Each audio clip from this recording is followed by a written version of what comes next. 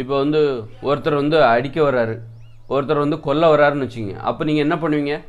உங்கள் கையில் எதுவுமே இல்லை, ஆயுதங்கள் எதுவுமே இல்லை. ஒருத்தர் உங்களை கொல்ல வர்றாருன்னா, துப்பாக்கி எடுத்து கொல்ல வர்றாரு, கத்தி எடுத்து குத்த வர்றாரு. அப்போ நீங்கள் என்ன பண்ணுவீங்க?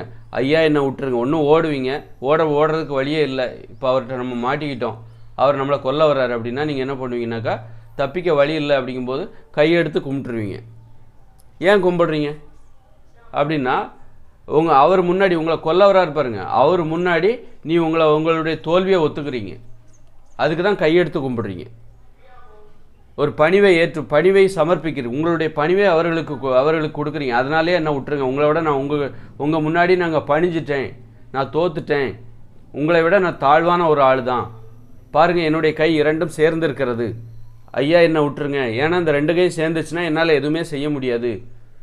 நீங்கள் என்ன கொல்ல வரீங்க, உங்களுக்கு எதிராக என்னால் எதுவுமே செய்ய முடியாது, உங்களை நான் திருப்பி அடிக்க முடியாது, நான் திருப்பி அடிக்கிற திறன் என்கிட்ட இல்லை, அந்த திறமை என்கிட்ட இல்லை. உங்கள் முன்பு எனது தோல்வியை ஒப்புக்கொள்கிறேன், எனது கை இரண்டும் சேர்ந்து விட்டது. திருப்பி அடிக்கிறதா இருந்தால் ரெண்டு கையும் சேர்த்துருந்தால் திருப்பி அடிக்க முடியாது. ரெண்டு கையும் சேர்ந்துருக்கு, தனித்தனியாக இருந்தால் தான் ஒரு கையை வச்சு நீங்கள் இந்த கையை வச்சு குத்த முடியும், இந்த கையை வச்சு அடிக்க முடியும், எதாவது பண்ண முடியும். இப்போ பாருங்கள், என் ரெண்டு கையும் சேர்ந்துட்டா என்னால் எதுவுமே செய்ய முடியாது. என்னை கொல்ல வருகிற உங்கள் முன் எனது தோல்வியை ஒப்புக்கொள்கிறேன், நான் உங்கள் முன் பணிவடைகிறேன் அப்படின்னு சொல்லிட்டு இந்த கை ரெண்டும் சேர்றதுக்கு என்ன அர்த்தம்?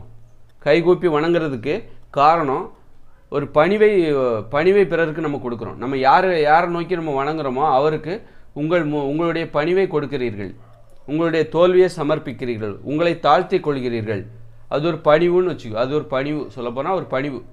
உங்களோட பெரியவங்களை நீங்கள் என்ன பண்ணணும்னா அவங்க முன்னாடி உங்களை தாழ்த்திக்கணும். அதுக்கு தான் நம்ம என்ன பண்ணுறோம்? கையெடுத்து கும்பிடுறோம். அது ஒரு நல்ல பழக்கம். உங்களோட பெரியவங்க இருக்காங்களா, அவங்க முன்னாடி உங்களை நீங்கள் தாழ்த்திக்கணும், அவங்கள உயர்த்தணும். அப்போ அதற்கான வழிமுறை தான் இந்த கையெடுத்து கும்பிடுற வழக்கம் ஏன் வந்தது? அப்போ உங்களை ஒருத்தர் கொலை பண்ண வராரு, அவர்கிட்ட தப்பிக்க வழியே இல்லை அப்படிங்கும்போது நீங்கள் என்ன பண்ணுறீங்க? கையெடுத்து கும்பிட்றீங்க. என் தோல்வியை நான் ஒத்துக்கிறேன், உங்களை விட நான் சின்ன ஆள் தான், பாருங்கள் என் ரெண்டு கையும் சேர்ந்துருச்சு, இப்போ என்னால் எதுவும் செய்ய முடியாது. ரெண்டு கையும் தனித்தனியாக இருந்தால் தான் ஏதாவது செய்ய முடியும். நீங்கள் வந்தீங்கன்னா நீங்கள் தடுக்க கூட என்னால் முடியும். இப்போ ரெண்டு கையும் சேர்ந்துடுச்சு, தயவுசெய்து என்னை விட்டுருங்க அப்படின்னு தனது பணிவை வெளிப்படுத்தும் விதமாக தான் இந்த இரு கை கூப்பி நம்ம வணங்குவதற்கு காரணமாக இருக்கிறது. அதனால் இந்த கையெடுத்து ஏன் கும்பிடுறாங்க அப்படின்னா அதுக்கான அர்த்தம் இதுதான்.